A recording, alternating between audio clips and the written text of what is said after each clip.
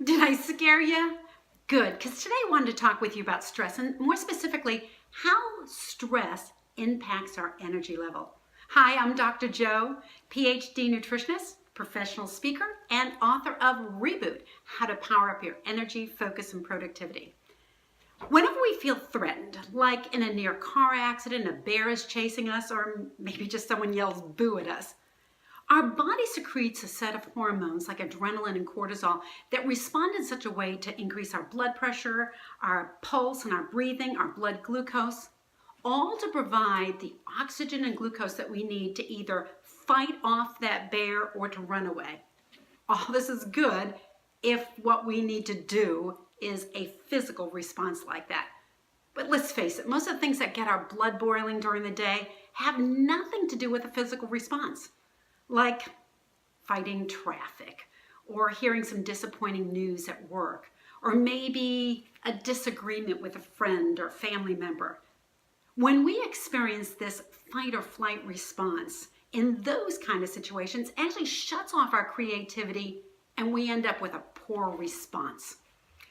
So there's a lot of other problems with responding with that fight or flight reaction. And one of them is, well, think back to a near car accident. You know how like right when it's happening, you're feeling totally alert? That's that adrenaline in your body. And then shortly after, exhausted. I mean, that's the side effect of stress, is it leaves us exhausted. And no, we're not fighting bears every single day, but I think if you think about it, we're going through stress responses all day long to little and sometimes even big kind of situations. Now, the problem isn't just exhaustion.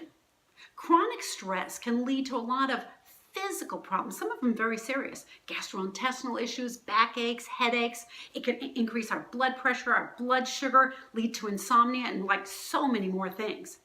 So we want to rein that in as much as possible and save the stress response for the serious things, the things that actually need us to run away or fight something physical.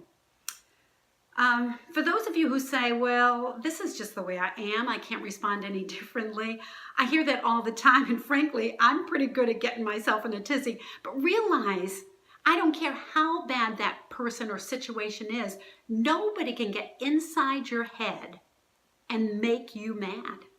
You did it to yourself. No, we can't change a situation, we can't change people, goodness gracious, no, but we can change our attitudes, our reactions, our responses. We do have a choice. I remember I met this guy a number of years ago. He never got frazzled about anything, and I asked him what his secret was. And he said, when I was 39, I had my first heart attack. And that's when I realized that every day above ground is a gift. And so I don't get frazzled by things that don't really matter. We do have a choice. Stress isn't what happens to us, it's how we respond to what happens to us. So here's the first part about managing your stress is, first of all, just noticing when you overreact. What kind of situations get your goat? My guess is it's the same kind of situations over and over again. So once you recognize that, you can come up with a different strategy. And while you're there, notice how other people respond to the same situation.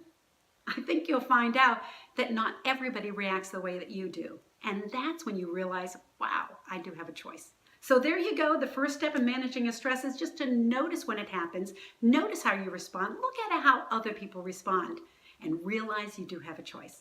Again, this is Dr. Joe reminding you to stay healthy, sane, and productive.